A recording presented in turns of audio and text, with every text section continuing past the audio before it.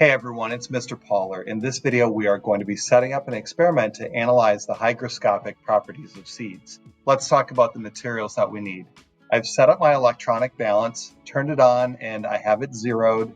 I also have some different samples of seeds. I've got cumin seeds, I have coriander seeds, and I have fennel seeds.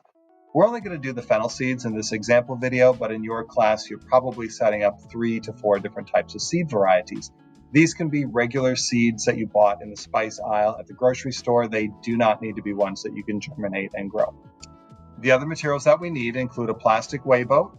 I have a scupula, but you could use a spoon in this lab. Plastic petri dishes. I need 2 for every type of seed that I'm testing. Marker. I need a 250 milliliter beaker, and I need a 1000 milliliter beaker. I also have my plastic bin that's filled with a little bit of water that's about 1 inch deep.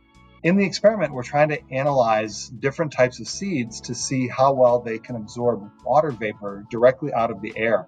Amazingly, rock pocket mice and kangaroo rats will gather the seeds that they eat. So they go out at night when they're active and they gather up seeds, but they don't eat them right away. They put the seeds into these pockets in their mouths and then they bring them back down into their burrows.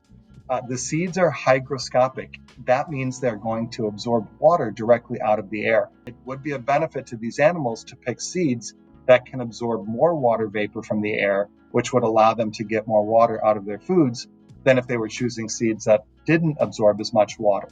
So we're going to be analyzing seeds to see how well they do absorbing water. Some seeds might have higher level of carbohydrate. Other seeds might have a higher lipid content. So each type of seed is going to have a slightly different profile of the molecules that are in it, and we believe that this might actually make a difference in how much water the seeds can absorb. So I am going to label 2 petri dishes, and on the bottom of my first lid, I'm going to put M1 dry. This would represent seeds that are not being stored in the burrow. They're above ground in the desert where it's very dry, arid conditions. And then I'm going to label my second petri dish, M1. Now, not M2, because these are both M1, the mass of the seed samples on the first day of the experiment. So this is for the humid sample representing seeds that are stored in the burrow, where it's a higher humidity level than above ground.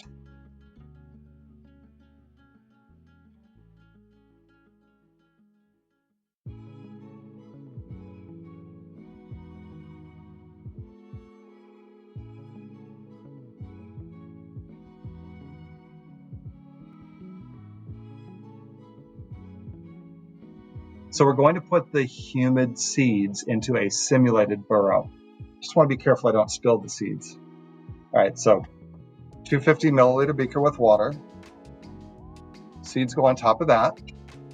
And then this large beaker goes over the top.